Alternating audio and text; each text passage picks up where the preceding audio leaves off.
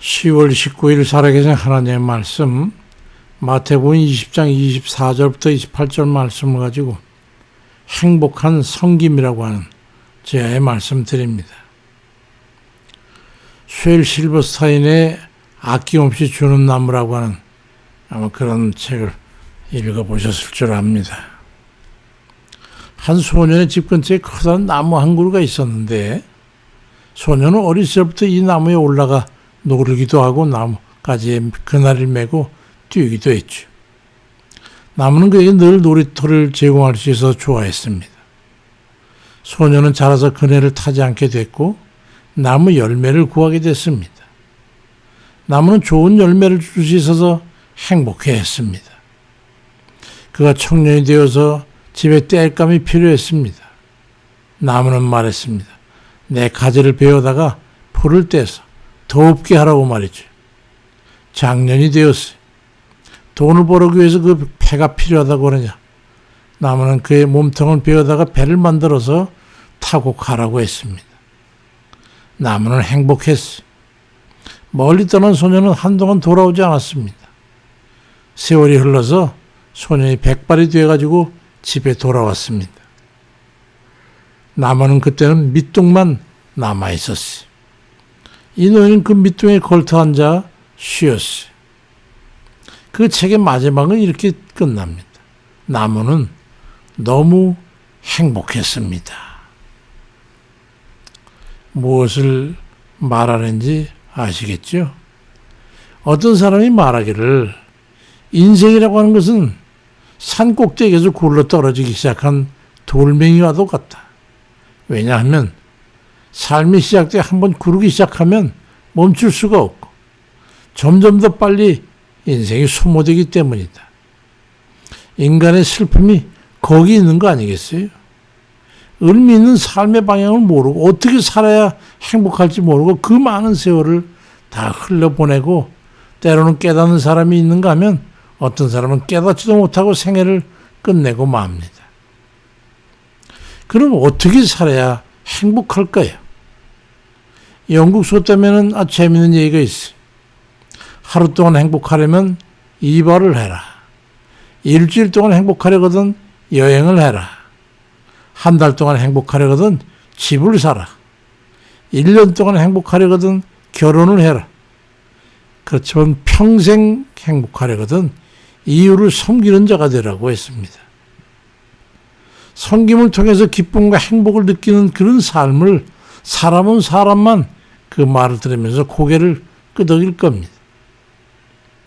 섬김을 받으려고 무엇인가 받지 못하는 것에 대해서 불평하는 동안에는 우리는 결코 영영 행복할 수 없습니다. 섬기는 사람이 될 때 비로소 자유할 수 있고 참 행복을 경험하게 됩니다. 그건 경험해 본 사람만 알아듣고 이해할 수 있는 말이죠. 사도 바울도 빌립보 2장 2절로 4절에 마음을 같이하여 같은 사랑을 가지고 뜻을 합하여 한 마음을 품어 아무 일이든지 다툼이나 허용으로 하지 말고 오직 겸손한 마음으로 각각 자기보다 남을 낫게 여기고 각각 자기 일을 돌볼 뿐더러 또한 각각 다른 사람들의 일을 돌보아줘서 내 기쁨을 충만하게 하라고 말씀합니다. 유명한 철학자인 임마누엘 칸트의 이기주의라고 하는 그 논문에 보면은 몇 가지 이기주의의 종류를 들고 있는데 하나는 논리적인 이기주의입니다. 자기의 판단을 언제나 옳다고 생각하는 사람, 그 사람은 불행하다는 거예요. 또 하나는 미학적인 이기주의, 자신의 취향에 다른 사람도 따라주길 원하고 자기가 보는 어떤 미적 감각 또 디자인 감각 이런 것이 옳다고만 여기는 거예요. 다른 취미를 가진 사람은 맞지 않는 거죠. 또 하나는 도덕적 이기주의입니다. 자기 자신이 모든 행동의 목적과 중심이 되고 기준이 되어야 하는 거예요. 이런 사람은 불행해서 살다가 불행으로 끝날 수밖에 없다고 말합니다. 예수님께서는 가장 중요한 말씀을 하셨어요. 마태복음 20장 28절에서 인자가 온 것은 섬김을 받으려 한 게 아니고 도리어 섬기려 하고 자기 목숨 많은 사람이 대속 물려주려 함이라고 말씀하고 있어요. 십자가를 지시면서까지 예수님의 행복한 그런 예수님이셨어요. 진정으로 섬길 때에 그 사람에게 기쁨이 있고 그렇게 섬김을 받았을 때에 받은 사람도 행복한 겁니다. 이 중에 가장 중요한 요소가 바로 섬기는 언어입니다. 섬기는 말과 어투를 갖는 것이죠. 사람들은 여기에 감동하는 거예요.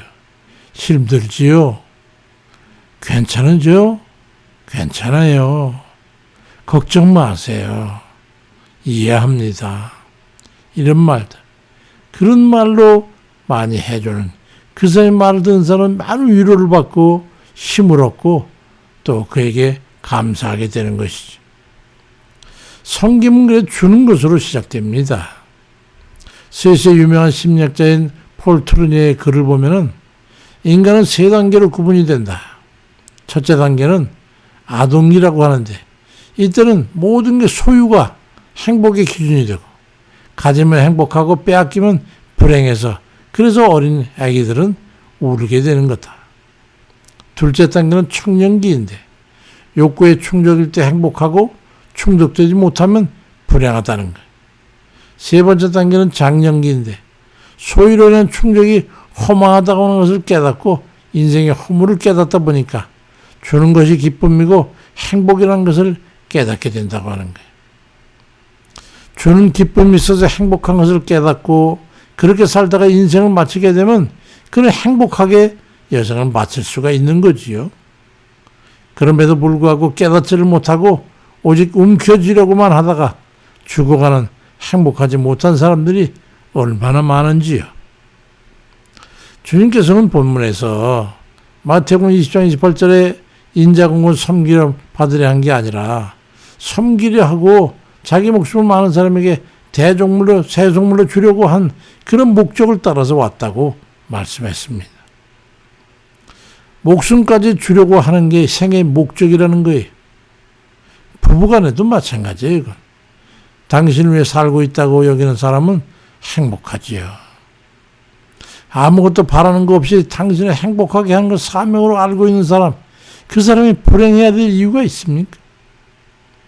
대가를 바라고 주면 천금을 주었다 그래도 행복하지 않고 아주 불만스러운 거예요. 불쾌해요. 자식에게 강도당하고 남편에게 성폭행당하고 아내에게 사기당하면서 그 인생이 행복하겠습니까? 아무리 줘도 자식한테 주고 나니까 마음이 흡족해서 행복하고 남편과 사랑을 나눠도 남편이 한 여자로서 사니 행복하고 남편, 아내에게 필요한 것마다 다 충족시켜주는 그 남편이 얼마나 행복하겠냔 말이죠. 그래서 우리는 범사에 섬기는 마음으로 대하셔서 그리 행복하시길 바랍니다. 성경 사도행전 20장 35절에 주 예수의 친히 말씀하신 바 주는 것이 받는 것보다 복이 있다 하심을 기억하라고 말씀하고 있어요. 옛날 페르시아의 그 동화책을 보면은 재미있는 얘기가 있어서 기억이 납니다. 사리루스라고 하는 그 왕이 적국과 전쟁을 하게 됐는데 적국의 왕과 가족들을 모두 생포하게 됐어요. 그래서 포로 신문을 하는데 적의 왕이 그 포로로 잡힌 왕에게 물었어요. 만일에 내가 당신들을 죽이지 않고 당신을 놓아주면 어떻게 하겠소? 그렇다면 제 재산의 절반을 주겠소. 그럼 당신 아이들을 놓아주면 어떻게 하겠소? 나의 재산 전부를 드리겠소이다. 그렇다면 당신의 마누라를 놓아주면 어떻게 하겠소? 그랬더니 그 포로로 잡힌 왕은 대답하기를 내 생명을 드리겠소이다. 그 말을 들은 왕은 그들의 아름다운 사랑과 그 가족의 감동을 받아가지고 모두 놓아주라고 해서 보내줬어. 그들은 본국으로 돌아가서 그 아내와 앉아가지고 그 사이루스 왕에 대해서 칭찬을 합니다. 오늘 그 사이루스 왕은 참 훌륭하기도 하지만 참 미남이고 의젓하고 지혜롭고 참 훌륭한 왕이더이다. 그렇게 말했습니다. 그러면서 아내에게 묻기를 당신을 어떻게 생각하느냐고 물었어요. 그러자 왕비는 말하기를 저는 사이루스 왕의 얼굴을 본 일이 없습니다. 그걸 뭘 봤단 말이요? 나는 나를 위해서, 나를 대신해서 죽겠다고 한 남자만 보았을 뿐입니다. 우리 주님께서는 우리를 구원하기 위해서 자신의 생명을 내어놓으신 거예요. 우리는 어떻게 하면 그분을 기쁘게 할 수 있겠습니까? 그분에게 너무 감사하고 행복하지 않습니까? 우리도 섬겨주면서 행복하게 살아가는 삶을 보여드리면 주님께서도 행복해 하시지 않겠어요? 주님이 기꺼워하셨던 그 섬김의 삶, 줌으로써 기쁨과 보람을 느낄 수 있는 그런 행복한 삶을 살아가는 그런 우리들이 다 되시길 바랍니다. 그럴 때 인생은 행복을 노래할 수가 있는 것이죠. 마태복음 20장 26절 이하에서 너희 중에 누구든지 크고자 하는 자는 너희를 섬기는 자가 되고 너희 중에 누구든지 으뜸이 되고자 하는 자는 너희의 종이 되어야 하리라고 말씀합니다. 나는 섬기러 왔노라. 이 말씀은 나는 행복하러 왔노라 하는 말씀과 같은 겁니다. 우리도 인생을 하나 살면서 행복하고 싶으세요? 거저 주고 섬겨 주무려 해가지고 흥겹고 행복한 그런 삶을 즐기고 누릴 줄 아는 그런 복된 이들 다 되시길 주님의 이름으로 축원드립니다. 아버지, 우리는 행복을 원하면서 늘상 달라고만 하고 불평불만스럽게 바라고만 사는 그런 삶일 때가 얼마나 많은지, 충족돼서도 행복하지 못하고 불만스럽고 뭔가 찝찝하고 어줍지 않은 그런 것에 머무르는 그런 걸음일 때가 너무 많습니다. 이제야 깨닫습니다. 아버지, 축복을 원하면서 복받을 만한 그릇이 되지 못했음을 아버지 긍휼히 여기시고 용서해 주옵소서.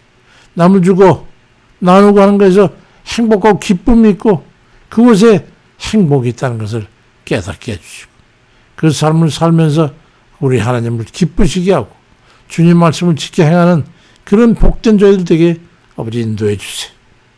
주님, 깨닫지 못하는 우둔함을 긍휼히 여기시고 주님의 가슴에 있었던 나는 섬기려고 왔노라, 대속물로 주려고 왔노라 하시던 그 주님의 행복한 말씀을 따라서 우리도 그 길을 따라가며 그 마음으로 살게 하셔서 날마다 새로운 생명력과 기쁨과 행복을 누리며 사는 그런 저희에게 인도해 주시옵소서. 예수 그리스도의 이름으로 기도드립니다. 아멘입니다.